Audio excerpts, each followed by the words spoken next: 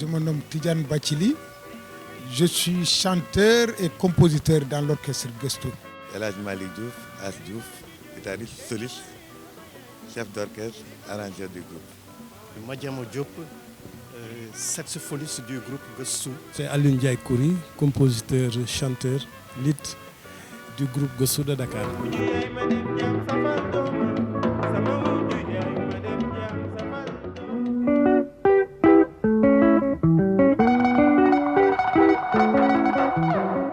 Déjà, on était un groupe d'amis, à l'âge de 15 ans, 16 ans, 17 ans, comme ça.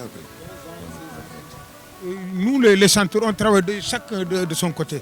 Il écrit son texte, il vient, il présente ça au chef d'orchestre As Diouf. On ne voulait pas reprendre les morceaux des autres musiciens. On voulait toujours faire des recherches, créer quelque chose de nouveau. Gusto, ça veut dire recherche en Wolof. Gusto, ça veut dire revenir un peu en arrière. Donc c'est eux qui ont trouvé le nom de Gusto.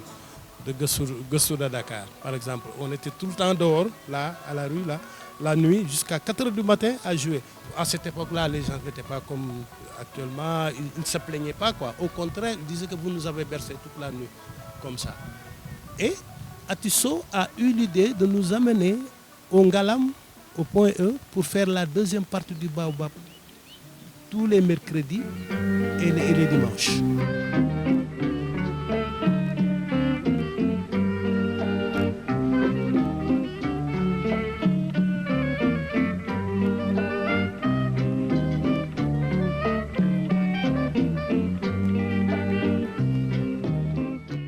Quand ils jouaient jusqu'à 2h du matin, nous, on terminait jusqu'à 4h. C'est ça qui a fait qu'on s'est habitué après à jouer des instruments électriques. On faisait de l'afro-world music. C'était pas du mbalakh, c'était pas du... Non, c'était pas... C'était un peu varié, un peu de variété on faisait, si je me rappelle. Parce qu'on faisait de la salsa, on faisait un peu funk, il y avait un peu de funk, il y avait un tout petit peu de mbalakh.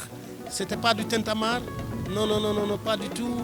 Et il y avait assez d'harmonie, si je me rappelle.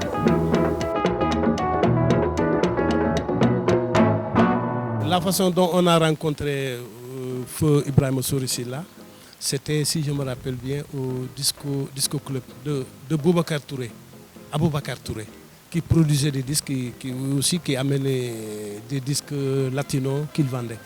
Et nous, on était là-bas pour d'éventuelles productions aussi. Parce qu'on l'avait déjà enregistré, on avait enregistré une maquette. Et quand votre père a entendu les sons, il nous a proposé de faire notre production. Il nous a dit, bon, moi je vais vous amener au studio Golden Baobab où vous allez enregistrer. Et on a commencé à faire des enregistrements. Parce que si je me rappelle, nous, on avait choisi le titre Jabar, qui a été chanté par moi, qui traitait de la polygamie.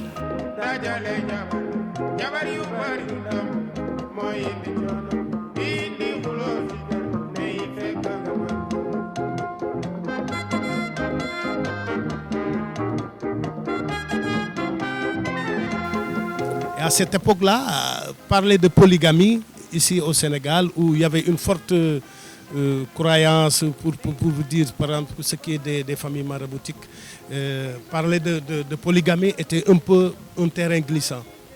Selon moi. Je ne pouvais pas comprendre cela parce que j'étais trop jeune. Si, trop naïf même, trop naïf. Et ça a été censuré à la radio, le morceau. Mais si c'est à refaire, on va le refaire.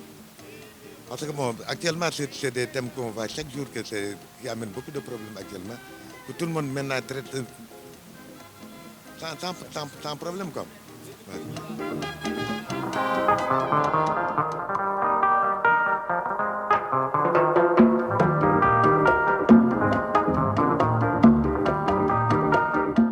On n'avait pas de matériel de musique.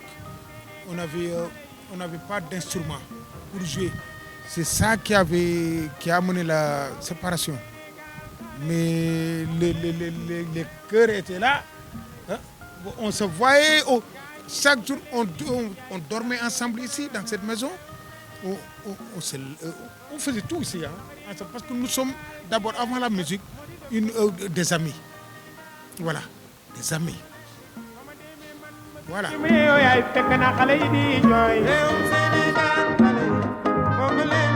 ma jël siiram Sénégal man fekk xale yi di ree